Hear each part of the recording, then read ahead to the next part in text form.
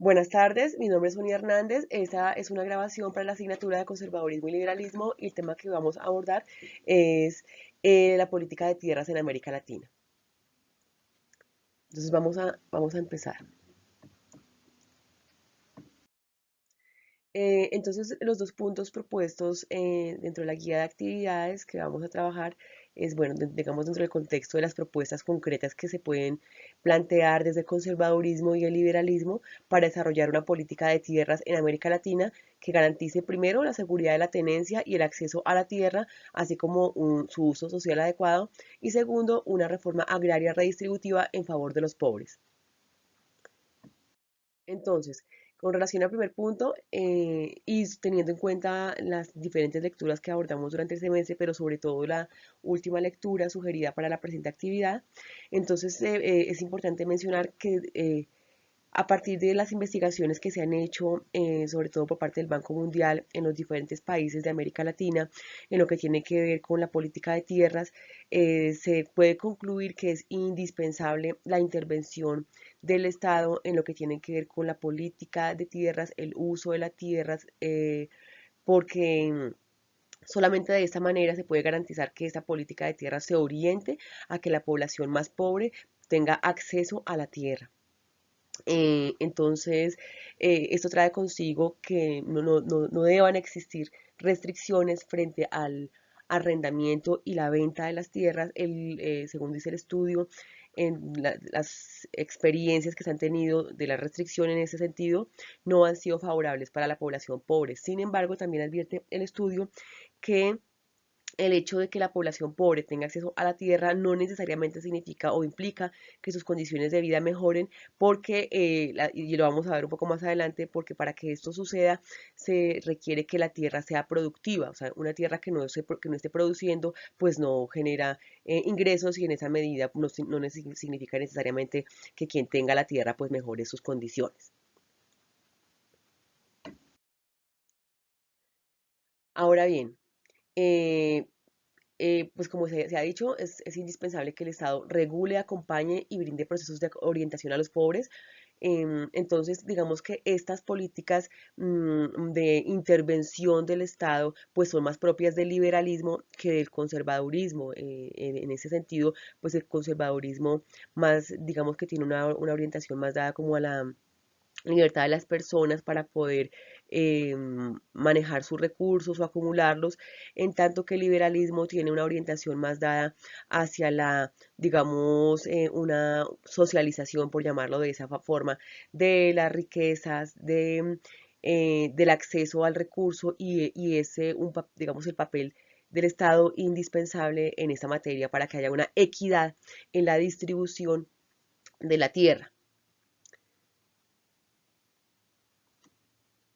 Es también constante en los diferentes países de América Latina la situación de pobreza, ¿no? En los diferentes estudios y este escrito, como ya se debe saber, pues digamos que muestra la investigación del Banco Mundial en los países de América Latina. Lo que se puede entender es que América Latina tiene todos los países una condición bastante similar frente a la pobreza de la población rural y digamos que hay también unas disparidades grandes entre la población rural pobre y la población rural que tiene, digamos, manejo del recurso, la población rural rica, por llamarlo de esa manera. Por eso es que se pueden generar como sugerencias generales para la región, porque las condiciones de la región en todos los países son muy similares. El estudio muestra que en cuanto a lo que tiene que ver con tenencia y acceso a la tierra, desde 1990 América Latina genera acciones orientadas primero a la titulación de la tierra para parejas buscando equidad de género.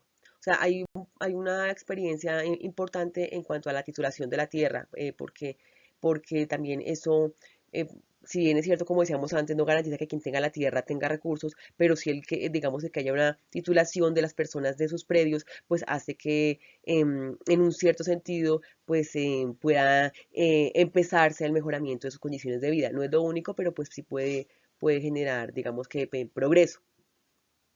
Segundo, la titulación de las tierras para los pueblos indígenas en las tierras comunales, como el respeto a sus territorios comunales indígenas. Tercero, las iniciativas locales destinadas a incrementar la capacidad de las comunidades para manejar las tierras de forma sostenible. Sin embargo, esas acciones han resultado insuficientes para que haya una verdadera reforma agraria redistributiva, y esa reforma agraria redistributiva resulta apremiante. Es indispensable que exista una reforma agraria realmente redistributiva. El Banco Mundial ha concluido que se requiere mejorar la seguridad de la tenencia y el acceso a la tierra, así como la promoción de su uso socialmente adecuado, lo cual promoverá la reducción de la pobreza. Asimismo, es necesario adaptar acciones concretas frente a las circunstancias reales de cada país, desarrollando estrategias de manejo conjunto con la sociedad civil. Es decir, esas acciones de manejo de las tierras no las puede hacer, digamos, por decir algo, digamos, a nivel de política pública, sin tener en cuenta lo que dice la población, las necesidades de la gente, lo que la población rural, sobre todo la población rural pobre, quiere. Y digo, digamos que sobre todo la población pobre, pues porque es mayoría, es grande, es mucho mayor el número de la población pobre que la población que no se considera en situación de pobreza.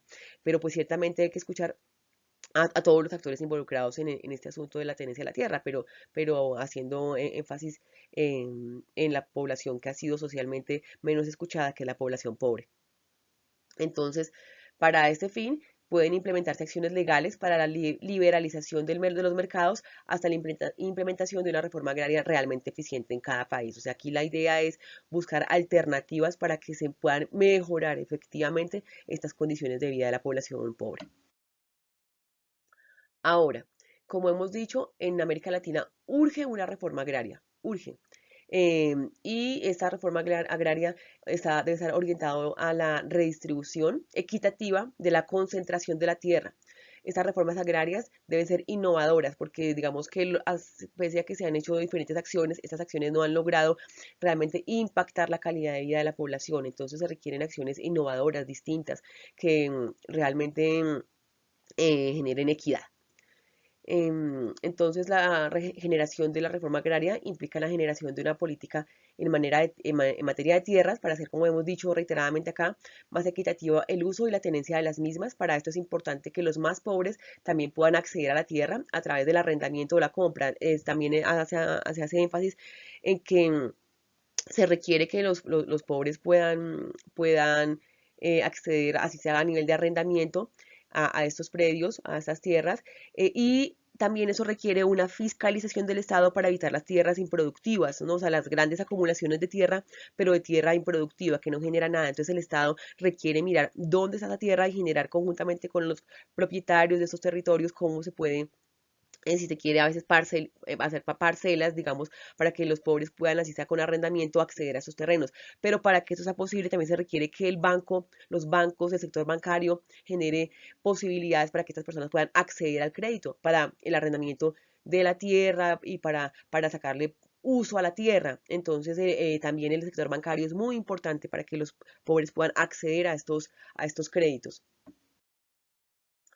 Se requiere ahondar en los efectos de los estudios frente a la importancia de la cooperativa, sobre todo para la población más pobre, cómo funcionan las cooperativas, qué implicaciones tienen, cómo benefician. O sea, lo cierto es que en toda América Latina se requiere mayores estudios porque hay muchos vacíos en cuanto al manejo de la tierra y la reforma agraria. Entonces, en tanto se hagan estudios cada vez como más cualificados que den respuesta a las diferentes interrogantes que se plantean en el estudio, por ejemplo, en cuanto al manejo de las cooperativas, en cuanto a la tenencia de la tierra y realmente sus implicaciones en el mejoramiento de vida de la población. Y digamos que todos los elementos relacionados con la superación de la pobreza requieren de mayores estudios en todos los países de América Latina porque lo que se ha hecho hasta el momento ha sido todavía incipiente y eso hace que las reformas agrarias no tengan las implicaciones que se esperan, como se ha dicho, para la población más pobre.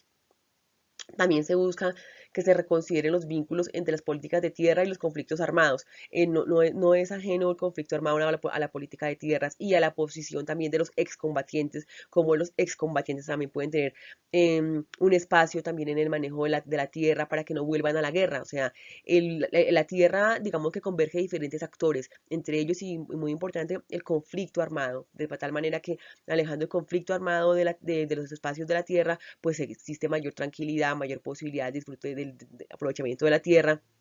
Y esa gente que salga de la guerra, pues también requiere necesariamente tener un espacio en el territorio.